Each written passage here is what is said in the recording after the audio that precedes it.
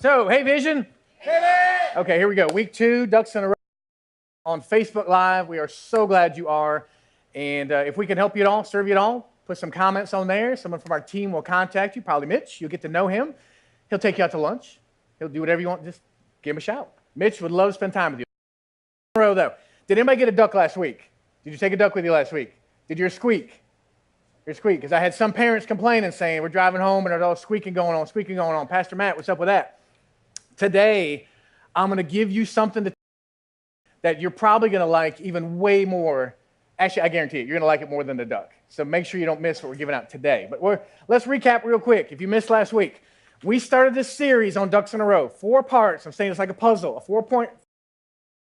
That when you put this thing together, it has a chance to lead you into the blessed life. So say, the blessed life. The blessed life. Okay, one more time. The blessed life. The blessed life. Okay, if you're new to church, you're like, okay, what's the blessed life? Is that just like a churchy term? Is that just a pastor thing? Okay, the opposite of a blessed life, maybe it's a stressed life, is a tense life, is one where you don't have enough resources or you can't make decisions with clarity, or you're out of control. You're saying, okay, I don't want any of that. I want a blessed life. And you're like, well, Pastor Matt, am I going to pay for this? I mean, I just saw this video about money and stuff. Now, I'm not here to ask for your money. I'm here to talk about your money and talk about your stuff, because we talked about last week that in the Bible, it's the second most discussed topic, our money, our possessions, and it's not because God needs your money to pay the light bill in heaven. Okay, God doesn't need our money. He doesn't need our stuff. He wants our heart. And if you're like me, a lot of times your heart is shifted by your stuff. Remember last week we talked about this ducks, I called it, where we're talking about, hey, we got faith for the future, or is there more of like a fear of failure? Like, God, I don't know if I can trust you with this. I can't trust you. Or you say, God, I've only got this much. And God says, yeah, you got this much, but let's do something with it.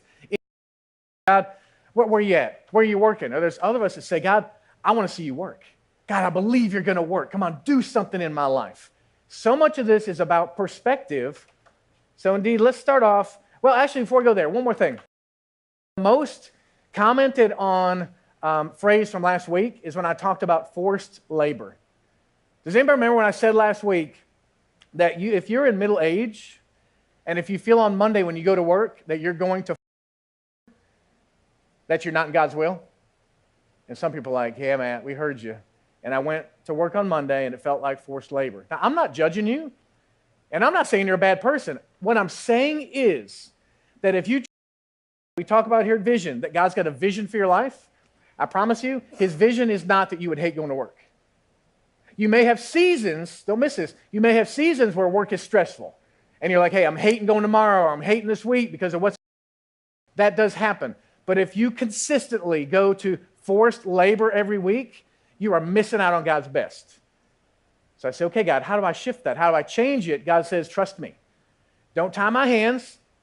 God, my hands so I can do things in your life, and things will change. So looking back at one verse from last week, Proverbs 11:24, it says, one person gives freely, yet gains even more.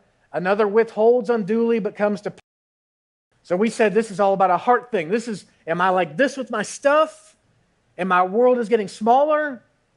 Or am I like, God, I trust you. And I'm like this with my stuff. And this isn't just about your money. And this isn't just about giving to Vision Church. This is what you do with your paycheck. This is about how you feel about all of your possessions and whether they're yours or whether they're God's and you use them for his glory. Now, the next verse is one of my favorites. Take a look at this. 11:25. It says, a generous person will prosper. Whoever refreshes others will be refreshed. So let me first ask this. Does anybody in here need to be refreshed? I mean, there's a lot of times in my week I'm like, some refreshment. Imagine how many people you come across in a week that do need to be refreshed, and God wants to refresh them through you. So this verse, Proverbs 11:25, let's look at it a little bit differently. And if you would believe, I want you to repeat after me. If I'm a generous person, I will prosper. If I refresh others, I will be refreshed. So you think about that. the potential in those words, if you let God get into that verse in your life, you're literally claiming a promise that he can refresh others through you this week. I like that. Now, this story we told last master and his money. If you remember, if you missed it last week, this guy, he was a master, had a lot of resources. He was getting ready to go away, and he said to 3 people, said, boom, I'm giving you 5 bags of gold, manage it well. Boom, 2 bags of gold. 1 bag of gold, manage it well. And Michael, I'm sorry because you know where this is going. Because the one with 5 doubled it, and the master was like, excellent. The one with 2 doubled it. Excellent. The one with 1 dug a hole, buried it, and the master said, terrible. And we don't want to be that person. That God looks at us and says, terrible, literally worthless. When God's thinking about pushing his kingdom forward, if we take our resources and bury it in your hands, God says, worthless. But today, we got something different. So Brad and our host teams are going to come on this side of the room right here, and they're going to pass a bucket that goes across each row. Now, as these buckets, and, you guys got it lined up? We're going so every row gets a bucket, every person gets an envelope. We got it? Okay. Everybody gets 1 envelope. Don't miss this and don't open it yet. Grab an envelope. Grab an envelope. Hang on to that. Yes. Even Mario, Ryder, Raleigh, y'all going to love this. You're going to love it. Get this envelope in your hand because I believe in this concept of sowing and reaping. And this isn't just a biblical concept. It's a concept of nature, right? Farmers know that what you sow, you're going to reap. We know in relationships, honestly, what we sow, we're going to reap. We know in our health, what we sow, we're going to reap. So this concept that is biblical, that is natural, you see, we just about got it all out there because I need everybody to have these envelopes in their hand at the same time because what you're getting in your hand, it has an assignment. Camille's like, I think I know what's in here. I hope I know what's in here. Camille's like, I'm glad I came to church today. Because what's in here is an assignment that you're going to take with you. We just about got it. Just about got it. Make sure Wendell doesn't take 2. I'm looking over there. He looks like he took 2. Oh, got 1. Okay. Keep an eye on him, Keith. All right. Everybody gets 1 in their hand. Are we through? We're in the back row there and there. Okay. So together, why don't you go ahead and open that out and grasp. Because you're like, like in church, they're giving out money? And then Facebook Live is like, oh man, we don't get one of those. Well, actually, Facebook Live, if you comment on you say you want one, we'll find a way to get you one. Because as your pastor, I believe in this concept of sowing and reaping. Now, understand that what I'm giving you today is a seed. It's a seed that I'm asking you to not spend on yourself. It's a seed that I'm asking you not to eat. That you don't go from here to McDonald's and get a number 2 order and you're like, thanks, Vision Church. Don't eat your seed. Now, it's interesting with the seed because you have a chance this week to use this seed to bless somebody. Maybe it's to buy their lunch or part of their lunch. Maybe it's at the gas station. Someone drives up and you can tell, like, they're all they got, change. And you bless them. Maybe it's at a restaurant. You're like, this person over here is amazing. They're not even my server. I'm going to bless them with this. And understand, we didn't put in the envelope a Vision invite card. I'm not paying you to advertise. I'm investing in you. I'm investing in you. And this is so cool. God, he teaches me things like sometimes in the last minute. Because this morning I'm driving in, my normal routine. I stop at McDonald's. I order my 2 bacon, egg, and cheese biscuits. Kedra at the front thing, and I get my thing. I'm like, hey, Kedra, we're giving these away in church today, so I'm going to give you one. And she's like, oh, cool, thanks. Because she knows, kind of times I've blessed her little things. So she takes it, maybe, optimistically, puts it away. Hey, I don't have no idea who's at window 2. I'm going to hit them with one too. So I get my food. I give this lady, I said, hey, we're giving these away at church today. And she takes it, no, literally, with a look like, oh, yeah, this is just what I need. Something from a guy going to church. And I'm thinking, I hope you look in there. I hope you don't just throw it away. Because that's the thing with a seed, is it all depends on whose hands it's in and what ground it goes. Gets fertilized with, that you wait and see what's going to happen. Amen. So for you, You just got a seed. I kind of look at it too, almost like priming the pump. Maybe for us older folks that have been on the farms, and with the pump, sometimes it's not going, or out at Crowder's, you're pumping it like there's no water coming, till finally a little bit of water comes, and then it starts flowing.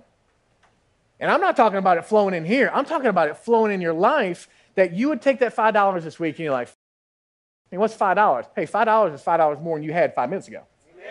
Okay?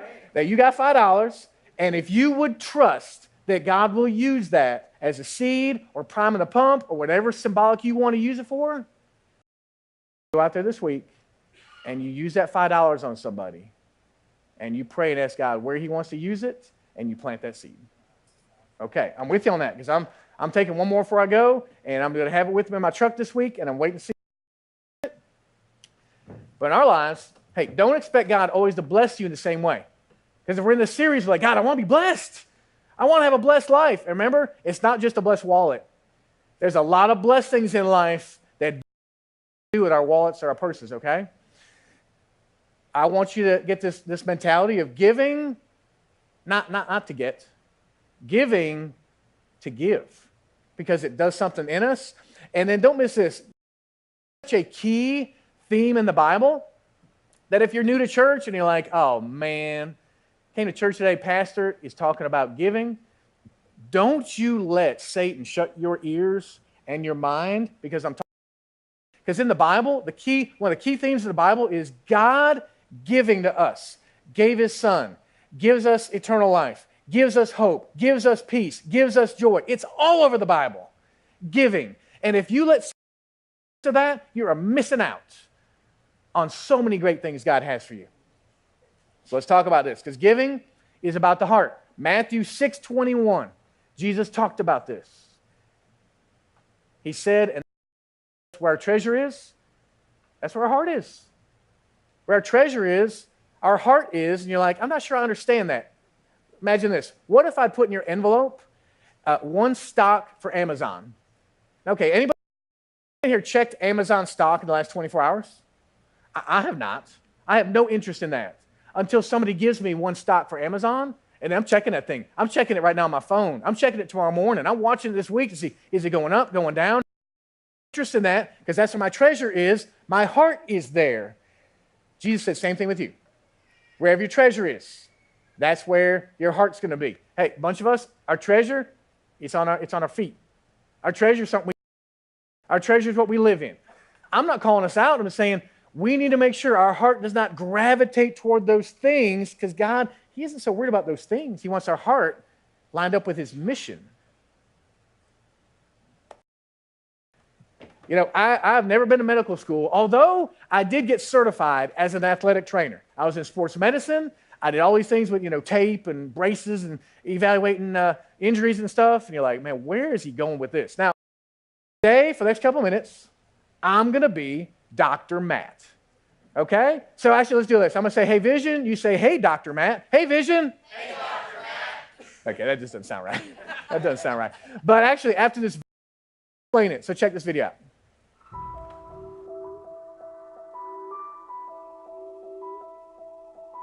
Your arteries, a system of tubes that transport blood around your body. Over time, the material can damage and clog arteries, restricting the blood flow. This is known as atherosclerosis and can lead to heart attacks and strokes. There are several causes, including high cholesterol, your arteries over time, high blood pressure, which can damage areas in your artery walls, making it easier for fatty material to build up over time, and smoking, where chemicals in tobacco smoke arteries, leading to this fatty material buildup. If a fatty deposit breaks down or ruptures, a blood clot can form around it. This can block your artery. If this artery supplies blood to your heart muscle, heart attack. Okay, have you ever had a heart attack, felt like you're having a heart attack, or know somebody that you love that's had a heart attack? It affects almost everybody. So today we're talking about, are you having a heart attack? You're like, what? I'm talking about a spiritual heart attack. Are you having a spiritual heart attack because Like in our physical bodies, the heart, it's not the biggest muscle one, because this thing pumps and flows things to everything else.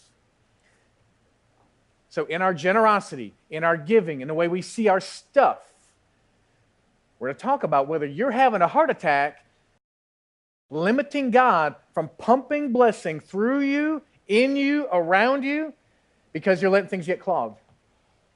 You may be letting greed clog it, maybe you're letting envy clog it, fear clog it, and when our arteries are getting clogged, it's getting narrower and narrower, and God's like, I'm trying to pump stuff through you, I'm trying to do this, and you're like, God, I'm not feeling it, something's not working. God's saying, you're right, you're having a heart attack. I don't want to live that way. I don't want to have a heart attack. So spiritually, I certainly don't want to have a heart attack. So what I want to do is look at a couple verses, starting in Proverbs. It says, above all else, guard your heart, for everything you do flows. Solomon here, speaking with wisdom, saying, look, your spiritual life, your whole life, it's dependent on your heart, the health of your heart. And he's not talking about a muscle. He's talking about your passion, your energy, your desires, the way God can work through these things and flow. Okay, God, if you want my heart to beat with generosity and to flow and not get clogged up, then I'll experience the blessed life. Well, show me how. Well, this unique passage in Deuteronomy 15, I'm going to read it to you down a little bit, and I want you to spend some more time in it this week. But this is going to help us get some perspective on how we can shift our heart, things can flow, and we can truly experience the blessed life. Check this out. It says, at the end of years, you must cancel debts. Now, this is not talking about current day. This is back in the day with these guys. It said, this is how it is to be done. Every creditor shall cancel any loan they've made to a fellow Israelite. They shall not payment for anyone among their own people, because the Lord's time for canceling debts has been proclaimed. You may require payment from a foreigner, but you must cancel any debt your fellow Israelite owes you. However, there need be people among you, for in the land the Lord your God is giving you to possess as your inheritance, he will richly bless you. So we're seeing this phrase back here, blessed life. We want blessed life. Let's continue. If only we obey the Lord your God and are careful to follow all these commands I'm giving you today. For the Lord your God will bless you, again, bless you, as he has promised, and you will lend to many nations, but will borrow from none. You will rule nations, but none will rule over you. And the last two verses says, if anyone is poor among your fellow Israelites in any of the towns of the land the Lord your God is giving you, don't be hard-hearted. You got that? Don't be hard-hearted or tight-fisted toward them. Rather, be open-handed and freely lend whatever they need. So understand, what's going on here is talking about the heart of the people and how they feel about their money, about their stuff. And in fact, in these days, lend to somebody or give to somebody with the expectation you're going to give it back, it was strange because every 7 years they said, cancel it. Cancel the debt. Now, if you're like me, you're thinking, man, I don't want to do that. I deserve something back. And what they're speaking about here is the position of your heart when you're generous. And can we be people that let God shape our heart so there's not strings attached? There's not maybe bitterness attached if something goes wrong. There's not always looking out for number one, because when you're open-handed with your stuff, it's not looking out for number one. It's looking out for God and his mission. So let's unpack this. Our heads connected, so I got 4 things for you. The first thing is we got to deal with having a selfish heart. And for being real, we all have some degree of selfishness in. But God designed our heart and our lives to be giving. Because he's the God that gives, we're designed in his image to give. He says, fight that selfishness, because when you're selfish, you're tying my hands. God says, because I'm not selfish. God says, what if I was selfish and I put all these requirements on you for salvation, all these requirements on you to walk with me? God is not selfish. He's open-handed. So when we also are open-handed, we fight against this selfish heart. And now let me visualize this, because I think as men, we got to selfishness. And it usually happens in the drive-thru. Okay, now guys, go with me on this. Especially, man, our newlyweds, like right here. Do you ever get in the drive-thru? I mean, Keith, you get in the drive-thru, you're going through, say, Chick-fil-A. Want anything? And she's on her phone, she's doing whatever. And you're like, you want anything? She's like, nah. You go up there, order, hey, I'll take a number 3, da-da-da-da-da. Right as you go through there, she says, I'll just have some of yours.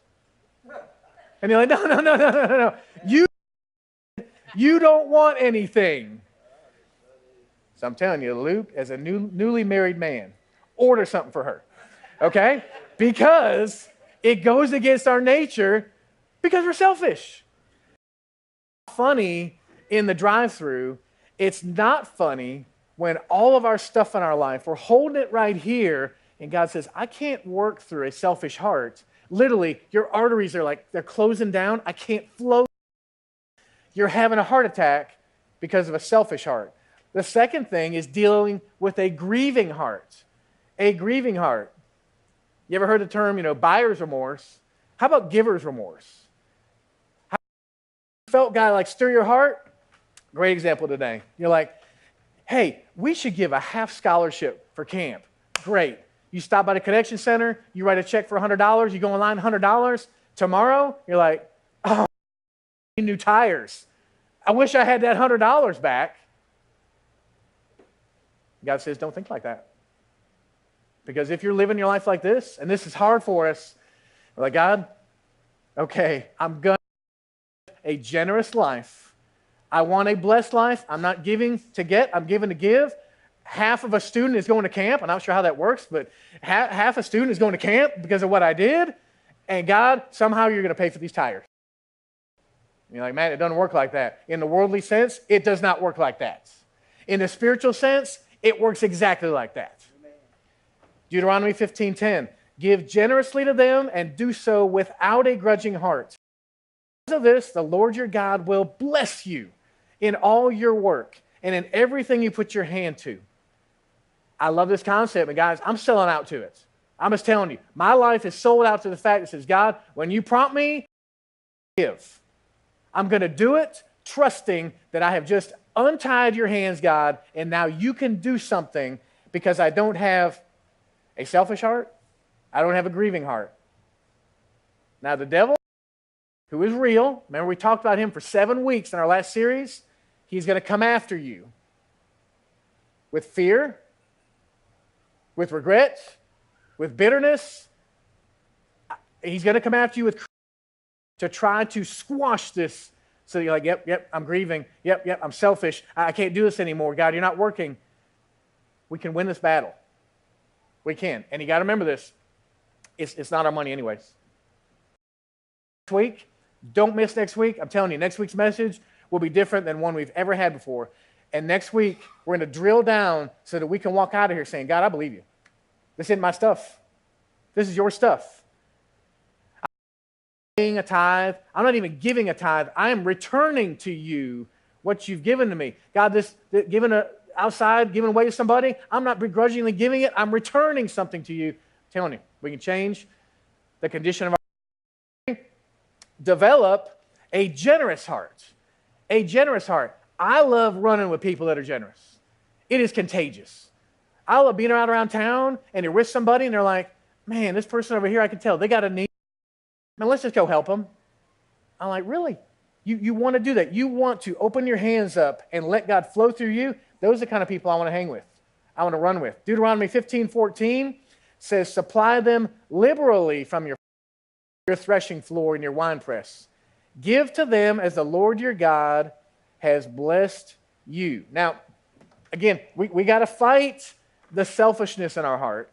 And this one, to me, it comes back to M&Ms. Okay, now M&Ms, I love M&Ms. And I think back to when my kids were tiny, and I can remember specifically, I'll call her out since she's not in the service, my daughter Elena. Okay, 4 years old, M&Ms. We get in the truck, we get in the car, we're driving, we get home, and I'm like, hey, can I have some of those? And she's like, I'm like, wait a second. I just bought you the M&Ms. I even drove you there, drove you home in your house, in your room. And I have like 2 or 3 M&Ms, and she's like, Okay. It's funny when a 4-year-old does it, It's not funny when a 40-year-old does it. It's not funny when a 46-year-old goes, uh-uh. And our Heavenly Father is looking at us saying, will you grow up? Because what I'm saying to Elena is, I gave it to you. Will you return some to me? And when she says, I say, what about your Father who has supplied you with that? And I'm telling you, your Heavenly Father is saying the same thing to you. He's saying, I have supplied you. Will you return it to the person who needs it, to the camp, to the person around town at work who has a need? And you say, And God says, okay. You can tie my hands. I'm not going to force you. That's what God's saying to us. Well, number 4, develop a grateful heart. That's our last one. Deuteronomy 15:15. Remember that you were slaves in Egypt, and the Lord your God redeemed you. That is why I give you this command today. And don't underestimate the weight of that phrase, you were slaves. Because to these people, they were slaves, their parents, their grandparents were slaves, their great-grandparents were slaves. They knew what slavery meant. They knew what it meant to get up every day and dig and make bricks and move them and carry them, and dig and make bricks and get beaten and be malnourished. The weight of slavery, I, as an American Christian, sometimes we desensitize it. I'm like, God, thank you for saving me. No, we've been saved from slavery. Don't forget that, and make sure you have a grateful heart as a result of it. Because for me personally, I think about what He has done in my life. I think living in Michigan when I was a teenager, and I knew God.